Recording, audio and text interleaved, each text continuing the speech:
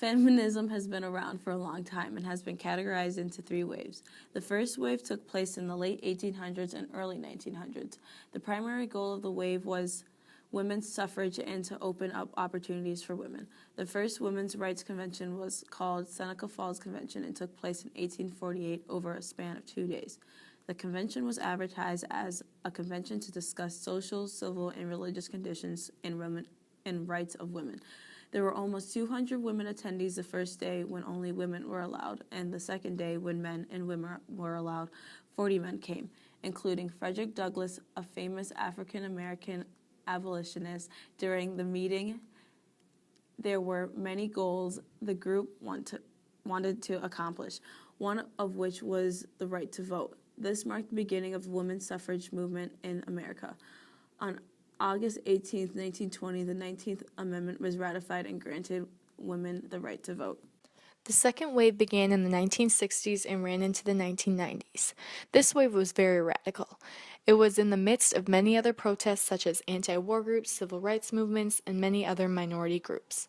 The issues in this wave were mostly sexuality and reproductive rights. Much of the movement's energy was focused on passing the Equal Rights Amendment, which would guarantee social equality regardless of sex. The second wave differed from the first in that white middle-class women generally ran the first wave, while the second wave was made up more of women of color, and it even spread to developing nations. The second wave feminists yearned for sisterhood and solidarity, and its main focus was to rid society of sexism for good.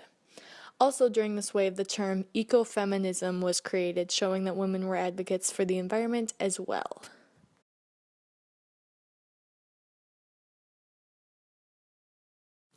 The third wave of feminism began in the mid-1990s and is still going on today. Younger feminists in this wave wore high heels, lipstick, and exposed cleavage, which weren't like the previous waves that frowned upon women looking that way. The younger feminists argued that women could wear a push-up bra and have a brain at the same time. Many of the third wave participants refused to be called feminists because they felt it was limiting and too exclusive.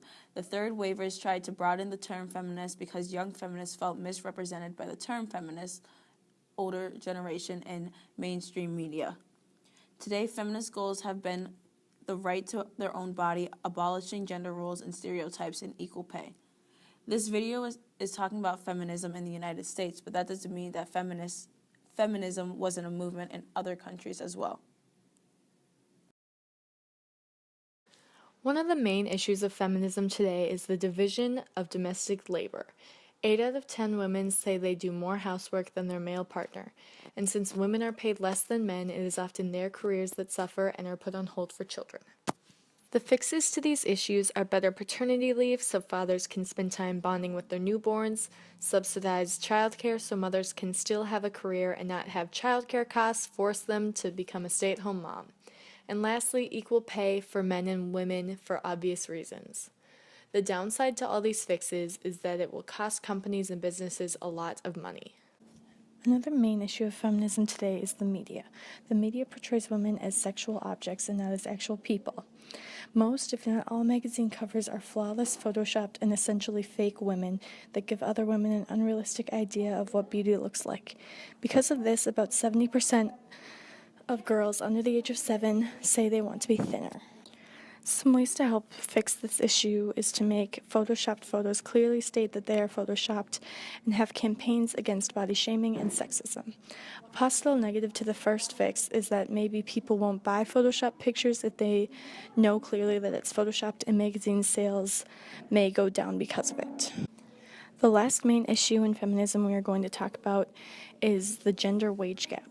About 77% of women and 63% of men think that something needs to be done to make the workplace equal for men and women. The White House said that full-time women earn about 77% of what their male counterparts earn.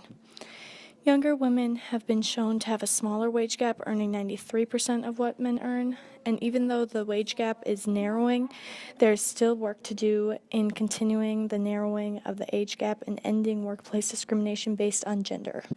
The fix to this problem is an Equal Pay Act, forcing employers by law to pay men and women the same amount of money for the same positions. Theoretically, closing the wage gap would lead to a significant drop in poverty and would help kickstart the economy.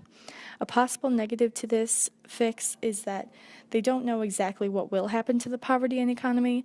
They are just estimating and projecting. Overall, feminism and feminists have come a long way, but there is still a long way to go until there is no gender discrimination of any kind.